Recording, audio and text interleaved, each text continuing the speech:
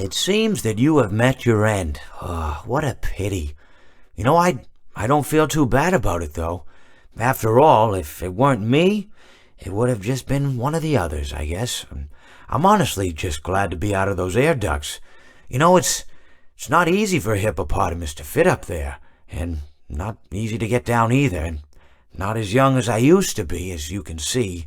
I used to be able to do all the sorts of things. You're young, you're vibrant, you have that sort of pep in your step. It reminds me of a conversation I was having with one of my good friends, Orville. We were having a nice picnic one day. I believe it was summer. No, perhaps it was... Was it the fall? Yes. It was the fall because the leaves had turned already. But I said to Orville, I says, Orville, I have a story to tell you. And Orville looked at me, kind of odd and said, what's it about?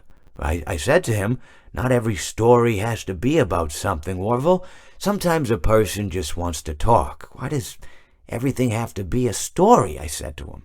He just looked at me and he said, well, you said you had a story. And, he was quite right. I did, in fact. I told him I had a story.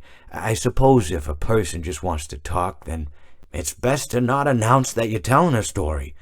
Telling a story does come with its own pressures and expectations, I suppose. After all, if you're just talking to a friend, then there's no more expectations than if you were talking into the wind. Words by themselves aren't expected to carry, aren't expected to stick.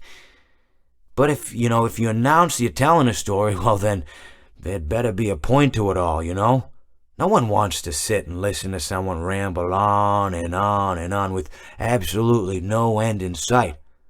So, it's good to be mindful that when you tell someone that you're about to tell a story, that you have something to say.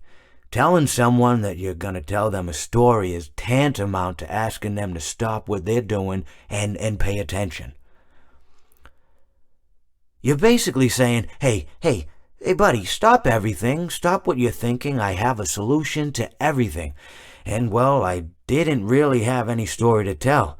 In hindsight, I probably just misspoke when I said that I had a story. I think it would have just been better to tell Orville that I wanted to tell him something rather than tell him that I had a story.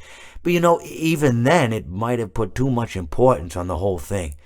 Either way, it was quite a nice day. I remember that we were drinking tea.